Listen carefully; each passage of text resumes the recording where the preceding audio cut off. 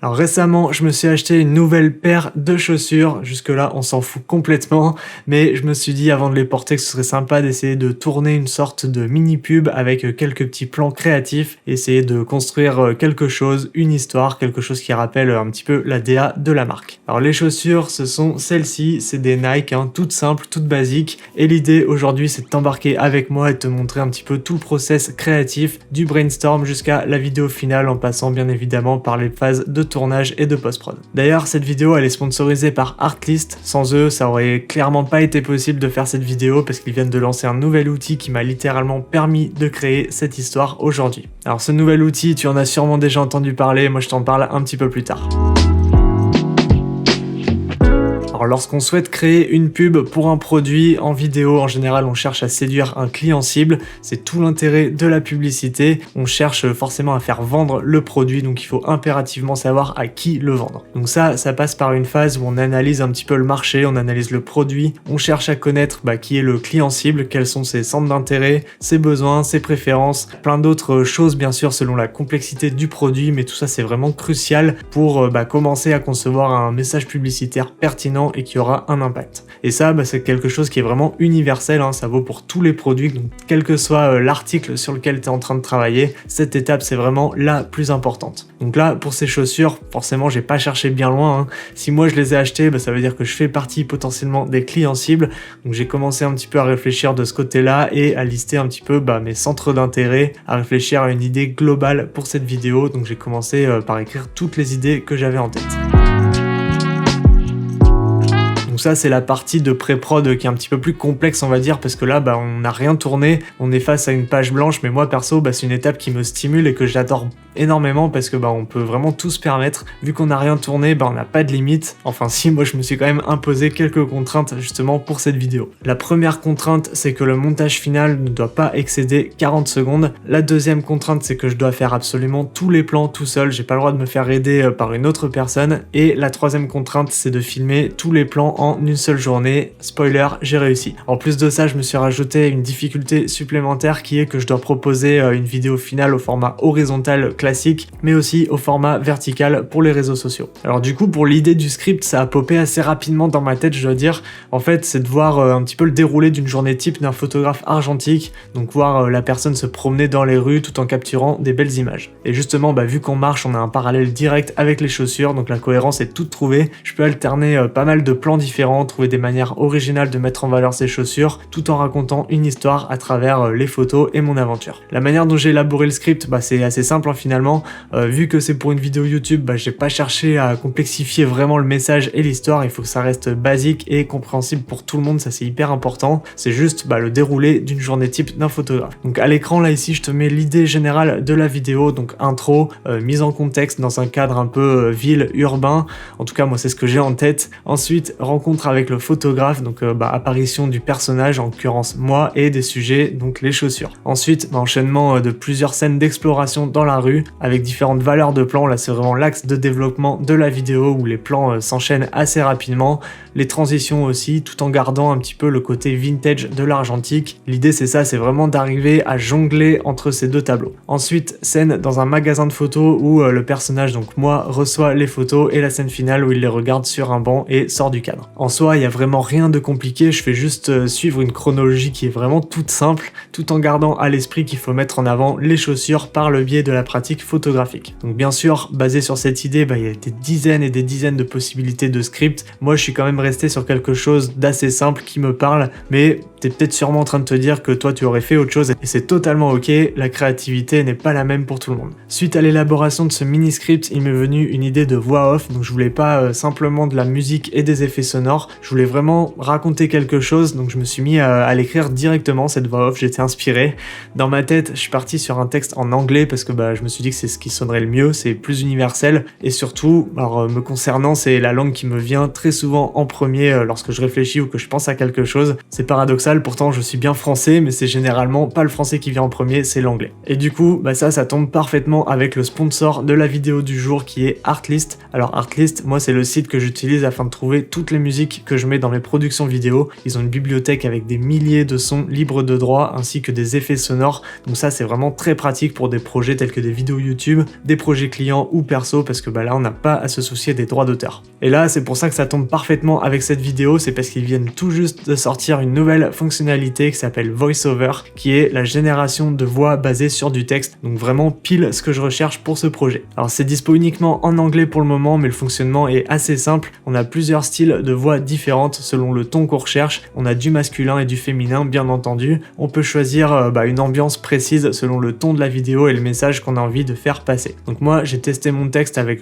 plusieurs voix différentes et il y en avait 3 qui ressortaient vraiment du lot. Et finalement j'ai choisi celle-ci qui correspond vraiment au mood de la vidéo. Après on a différents styles de voix. Là on a une voix posée pour des documentaires, ici pour des explications, donc un peu plus vivant, là pour des réseaux sociaux, pour de la pub, des trailers. Franchement on a une bonne variété de voix disponibles, donc c'est vraiment un super outil qui peut t'aider à la fois sur ce genre de projet, mais aussi pour des projets pro avec des clients. Avoir ce genre de fonctionnalité, ça peut te permettre de te démarquer très facilement de la concurrence. Donc si jamais c'est quelque chose qui t'intéresse, VoiceOver c'est dispo en abonnement seul pour 11 € par mois, mais c'est aussi compris avec l'abonnement Artlist Max. Moi c'est le pack le plus complet d'Artlist, c'est celui que j'utilise, avec bien entendu des musiques, des effets sonores, des vidéos jusqu'en 8K, la nouvelle fonctionnalité VoiceOver, des plugins, des templates. Bref, tu l'as compris, c'est vraiment un allié incontournable et moi aujourd'hui je me verrais pas lancer un business dans la production vidéo sans Artlist à mes côtés. Si jamais ça t'intéresse, le lien il se trouve dans la première ligne de la description et grâce à ce lien tu peux bénéficier de 2 mois offerts sur ton abonnement. Alors au départ moi j'hésitais un petit peu avec toutes les différentes voix, du coup je suis parti sur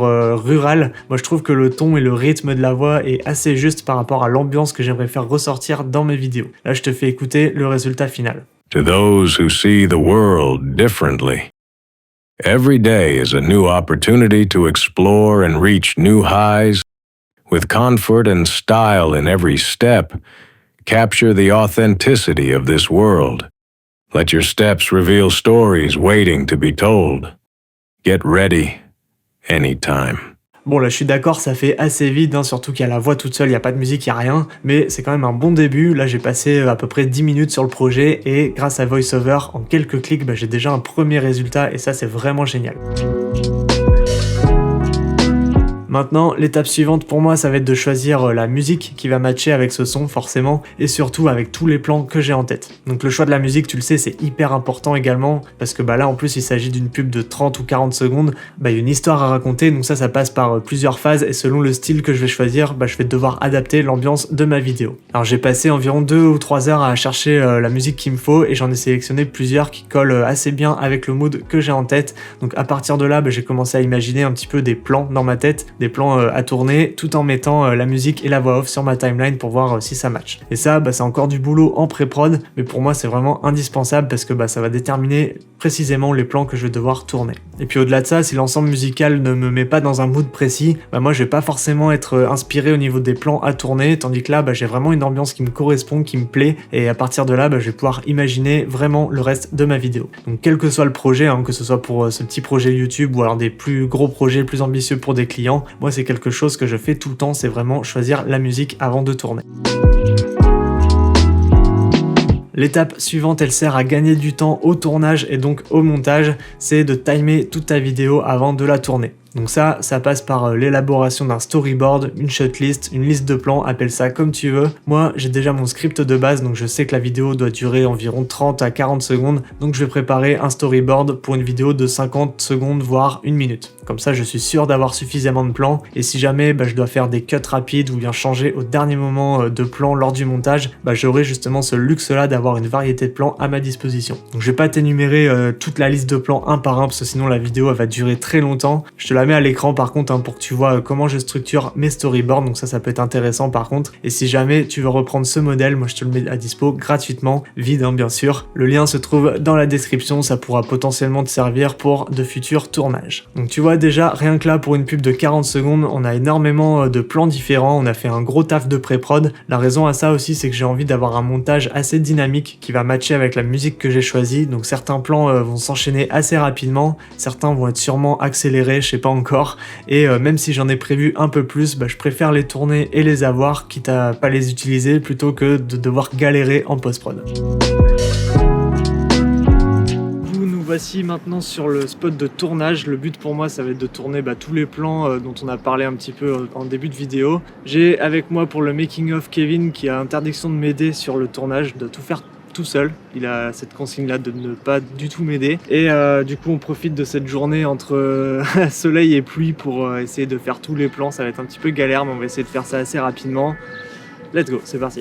Un petit point matos au niveau du tournage, j'ai utilisé mon boîtier principal qui est le Canon R6 Mark II sur 70 à 80% des plans qu'on voit dans la vidéo. En objectif, j'en ai pris que deux, j'ai pris le 15-35 que j'ai utilisé à 95% et le 70-200 que j'ai utilisé sur seulement 2 plans. J'ai également à ma disposition l'Insta360 Go 3, donc c'est cette toute petite caméra que je peux venir placer absolument partout, ça c'est hyper pratique. Et j'ai aussi l'Insta360 X4 que je vais avoir besoin également pour quelques plans. En termes d'accessoires, il va falloir faire preuve d'un peu d'imagination parce que rappelle-toi, la contrainte c'est de filmer tous les plans moi-même, je n'ai pas le droit d'accepter d'aide extérieure et bien qu'il y ait quelqu'un qui me filme pour le making of, il a pour consigne justement de ne pas m'aider pour ce tournage. Donc si jamais je dois faire des plans en mouvement, il va falloir que je me débrouille. Donc j'ai du trépied, du bras magique, de la pince. Je pense que je vais pas pouvoir faire de gros miracles, mais bon, j'ai pas mal d'accessoires différents à ma disposition et bien sûr mon boîtier argentique qui va me servir d'accessoire dans la vidéo. Ok, alors on profite de la pluie pour essayer d'avancer sur les plans parce qu'on peut pas tourner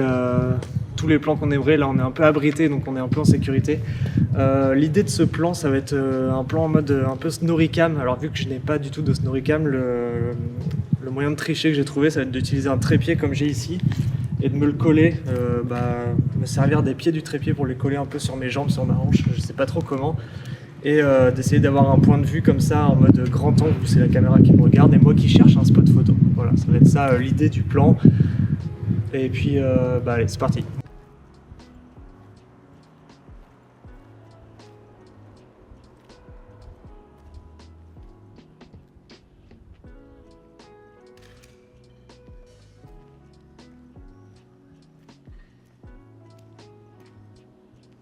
Bon, je vais continuer des plans dans le même esprit.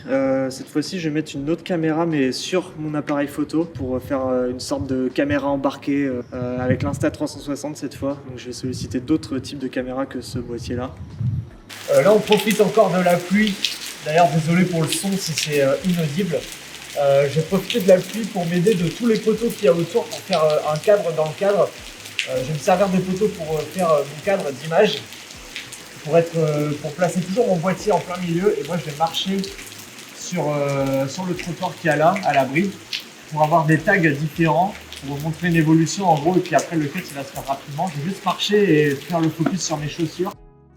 Alors au départ, moi je voulais tourner chaque plan en horizontal puis en vertical, mais du coup on a commencé le tournage un petit peu en retard au vu de la météo et il n'arrêtait pas de pleuvoir, c'était une horreur. Du coup pour gagner du temps, j'ai décidé de tout tourner en horizontal et de cadrer un petit peu plus large mes plans pour pouvoir me permettre de les utiliser au ratio 9-16 et justement de pas être trop serré. L'avantage c'est que je filme tout en 4K, donc je vais bénéficier de cette grosse qualité pour pouvoir recadrer en vertical sans perte de qualité. La pluie semble enfin s'arrêter, on va reprendre où on en était sur les plans de l'intro. J'espère juste que la luminosité va pas trop changer. Là le but c'est de faire juste un plan raccord avec le plan que j'avais filmé juste avant de mon pied tout seul. Cette fois-ci plus sur mon visage, donc cadré assez serré.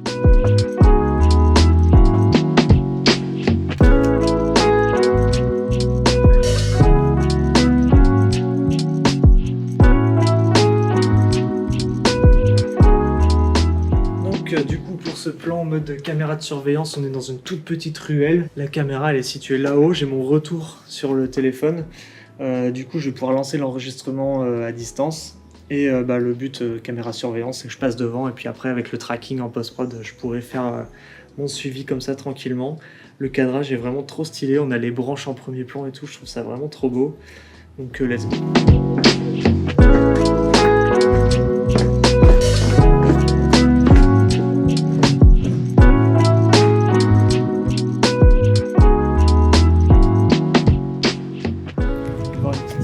maintenant, ce serait de se servir des grillages pour faire le focus dessus. Et moi, je passe derrière. C'est juste des petits plans comme ça d'accompagnement, mais je pense dans la vidéo, ça peut rapporter une petite touche vintage avec le côté grillage un peu tout rouillé. Et puis, ça va dans la continuité de l'exploration, quoi.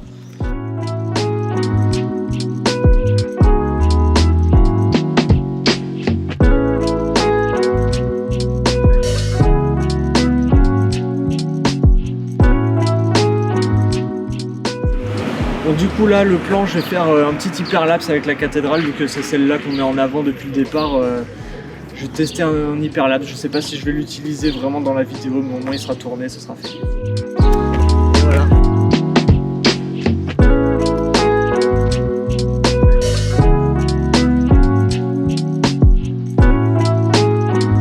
Bon, finalement, tous les plans ont été tournés en 4 ou 5 heures. Hein. Comme je te l'ai dit, on a perdu pas mal de temps à cause de la pluie le matin. Donc ça aurait pu être fait beaucoup plus rapidement. Et vu que la contrainte, c'était de tout faire tout seul, bah, j'ai perdu pas mal de temps aussi à placer ma caméra dans les différents endroits. La mettre sur trépied, la prendre à la main, réfléchir au cadrage précis, contrôler les plans, utiliser les bras magiques, en plus de devoir penser à faire l'acteur et finir ma pellicule photo. Donc c'était vraiment beaucoup de choses à penser en même temps, mais ça l'a fait largement. Et au final, bah, j'ai même pas eu de mauvaise surprise. J'ai même fait quelques plans en plus qui n'était pas prévu à la base. Allez, on arrive maintenant à l'étape du montage, donc je vais pas détailler toute ma timeline et chaque étape de ce montage, mais ce que tu vois ici, c'est un plan en accéléré de la timeline que je suis en train de dérusher et de mettre en place. Donc là, je suis en train de mettre tous les plans un par un sur ma timeline. Vu que le gros du travail a été fait en pré-prod, bah là, c'est juste un travail d'exécution au final, hein, c'est assez simple.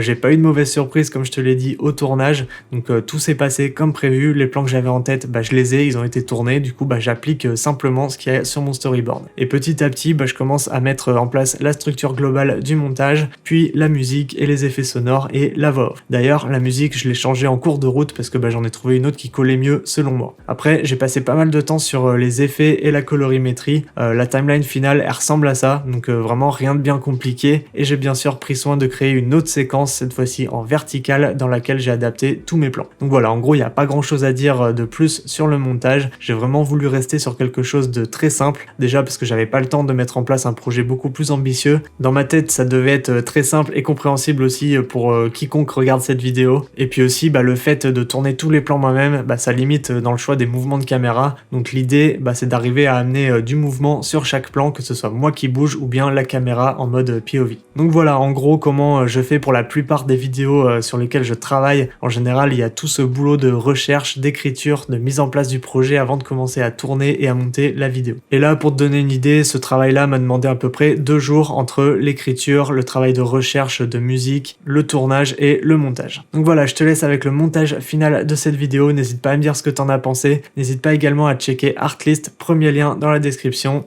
À bientôt.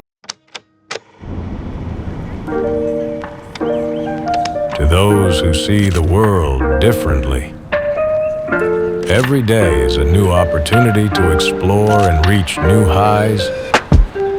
With comfort and style in every step, capture the authenticity of this world.